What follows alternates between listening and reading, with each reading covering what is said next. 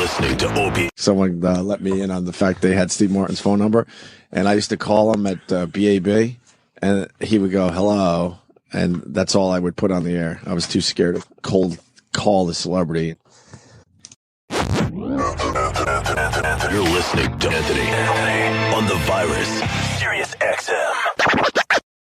Well, we get there, and we get there nice and early. I have to go get my Grammy ID, and we get there set up, and then I see Steve Martin right next to us talking to Billboard.com. Was right next to us, and he's with his band. I said, let's try to get Steve Martin, and I said to his publicist, I'm like, with the Tonight Show, and she's like, okay. And then I said to the camera guy, I'm like, I don't know if he'll talk to me, because I didn't know if he knew who I was or not. So he comes over, and we said hello, and I start the bit was, if you didn't see, the bit was me. I'm tired of never being nominated. So I was showing everybody my CD, asking them if they would hold it up on camera, or if they won, would they wave it and hold it up and talk about me? You know, just being an ass. Right. And it was despicable. So we're talking for a couple of minutes, and he couldn't have been nicer. He was funny. He laughed when I was funny. Like, oh, no. You'll see some of it on the bit, but you won't see all of it because they had to edit. Obviously, with the great Steve Martin, nominated for Best Bluegrass? Best Bluegrass Album, yes. Not Best Bluegrass. Yeah, that really would be a lousy nomination. The best sod. So now, what do you do if you lose? Oh. You know, I haven't even considered that. What a great thing. Thank you for putting that out there. You know, you're an actor, a singer. Do you feel like, well, yeah, musician, you know. Yeah, okay. Sorry, I'm thinking of David Hasselhoff. Yeah. You're an actor, you're a musician. What made you think you would want to make the jump to music from acting? Why would you make that big jump? Pure ego. Pure ego. Yes. Now, I've never been nominated for anything. I know that's hard to imagine. You know, that makes a lot of sense. To some people, it may. But I have a comedy CD. That's really me in high school. Would you hold that up if you win? It's not about me. You know what I'm going to do? I'm going to listen to this in my car on the way home. Please do. Yeah, with the volume down. Volume down. It's always best with no volume. And that was the segment. Now, some of that happened before, and some of that happened after. Oh. We were talking, and he was being really charming and fun, and he was a genuinely nice guy. And then when I took the CD out, he looked at it, and he went, Jim Norton. Oh, no. And I forget the exact word, but he goes, you badmouthed me, or you wrote some nasty things about me. Oh, no. He's not supposed to know this. And I went, yeah, I did. But you just said that? Yeah, I had to. But I was like, but I'm a fan. Like, I knew there was no way to explain it. Oh. And he goes, it's okay, you're forgiven. And I'm like, I really do like you. And he goes, that's okay, it's okay. Like, I think he was uncomfortable with it. But I think it was after that I asked him to hold it up. And he actually, you can't see it, but he actually laughed when I said, will you hold it up? And then that's when he said to listen to it with the volume down. Like, he was still funny after that. And he goes, all right, we got it, because they had to move along anyway. But he was very, very pleasant. And I felt awful. What did he get wind of? Don't know. I didn't ask because his band was there and there was a camera. He didn't want to get into it, but he wasn't confrontational. Like, and I've been thinking about nothing but that for the last couple of days. I feel so fucking guilty about it and bad because it was really mean shit that I said about him. I was making fun of the Pink Panther, him doing the Pink Panther, right? But it came off really fucking mean. And I didn't just stick to the Pink Panther. Like, it's funny. I was talking to, I know I'm a little off subject, but I was talking to Jay before we went out and did the rehearsal. And he goes, I heard you got bagged by Steve Martin. I'm like, yeah, I did. And he goes, hey, welcome to my world. I'm like, what do you mean? He goes, oh, every day I get that from somebody. He goes, hey, that joke you did. And I'm like, yeah, but I did more than a joke. I wrote this thing. And I'm like, I don't think you read the book. And I'm like, it was about him doing Clouseau, and I felt it was disrespectful to Peter Sellers, and I get really annoyed about it. He goes, why? He goes, I'm like, I don't know, it was Peter Sellers' thing. I'm like, yeah, but he goes, and he makes a good point. He goes, yeah, but who's the guy playing? He goes, who's the guy playing Bond? He goes, Daniel Craig's playing Bond. He didn't steal that from Sean Connery. I'm like, I know he didn't. Oh, like, why?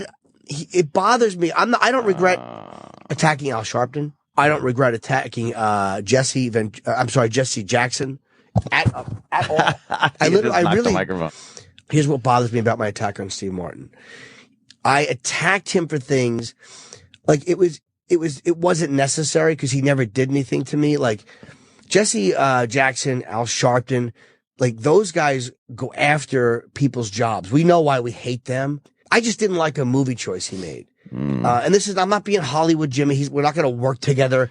My career has not been hurt by this at all. It's not going to help my career to feel bad about it. It's really not. I mean, I'm in a very lucky position as a comedian. I can pretty much say and do what I want. I have very little parameters where I can get in big trouble. And I've had almost no repercussions my entire career. This one I just feel bad about it because it's like he was so fucking nice. And he's being nominated for Grammys. And then to have this in his head, like some shithead comic that shit on him, it really annoyed me because when other comedians shit on me, it bothers me. Like, we've had some guys come in not do well. I don't fuck with them. I have a real love for comics and a real camaraderie. And I feel bad about it for that reason. Like, I was on the plane with Sharpton after I trashed him. And I said hello, but I had no guilt. I had no, oh no, he might know who I am. I really didn't. And this is what bugs me about the fans is like when you have a moment like this, they're like, oh, you're going Hollywood, you change it. No, I'm not. I'm still a piece of shit. I felt bad, and I've said this before. Part of my Hillary Clinton attack I felt bad about because I like her more now than I used to. And there were certain things I attacked her for which were legit. And there were other things I was like, I kind of felt a little bit bad about. My Heather Mills chapter, I don't feel bad about.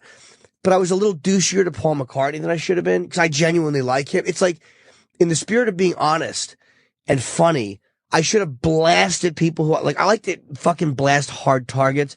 Like I don't pick, and not that Steve Martin's an easy target, but he's a guy that never did anything to me.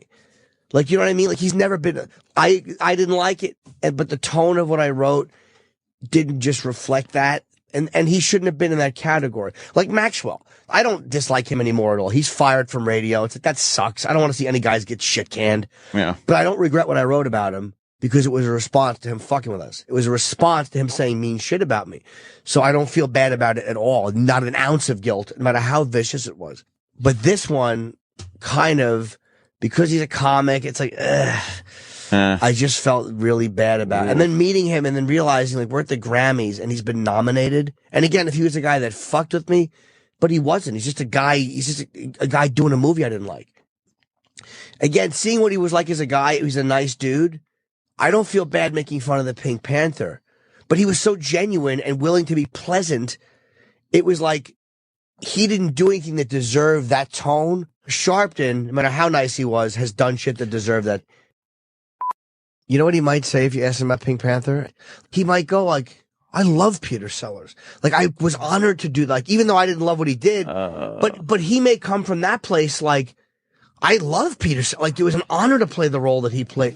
Like, I just thought of all this shit last night, and that's why I feel like making fun of it is one thing, but, like, there's no way to spin what Jesse Jackson or Sharp. I keep raising them because I literally can't remember a lot of people I went after, but those are the two big ones. Or Oberman, say. There's no way to spin what Oberman did, and I would probably like Oberman if I met him. I've heard he's a good guy, but there's no way to spin what he did to not make me angry.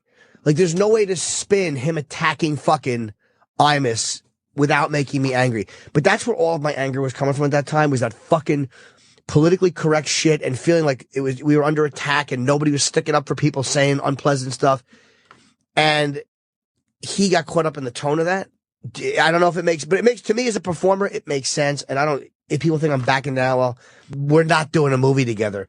I just, as a guy, felt bad. I love to think that Steve Martin is so mean and calculating that he knew that would get to you more than just saying, fuck off and walking away. Like as he walked away from you, he turned to somebody he knows and goes, that ought to hold that little fucker for a while. I do. Like just knowing that would torture you, that he was nice. But he was nice before that, and I know he didn't recognize me because he reacted naturally.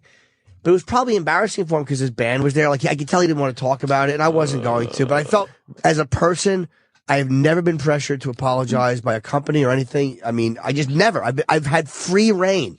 This one I feel bad about on my own. It's just bothering me that I did that. It's really fucking bothering me. And I wish he wasn't so nice. But anyone that's ever trashed somebody and then met them, if they did something really trashing worthy and you meet them, fuck them. But just because he did, that's the only thing he's ever done was a movie I didn't like. Maybe you'll get lucky. He'll turn out to be a serial killer. They'll discover that he has bodies buried. But I was getting tweets from people and they're like I tweeted, I said, Steve Martin called me out, as he should have. He was very nice. I feel like a dick. That was it. It wasn't a groveling tweet, but it was the truth. And people were like, how'd you not spit in his face? I'm like, oh, God. Dude, he was nice. Those people again. Sirius XM, The Virus. You're listening to Anthony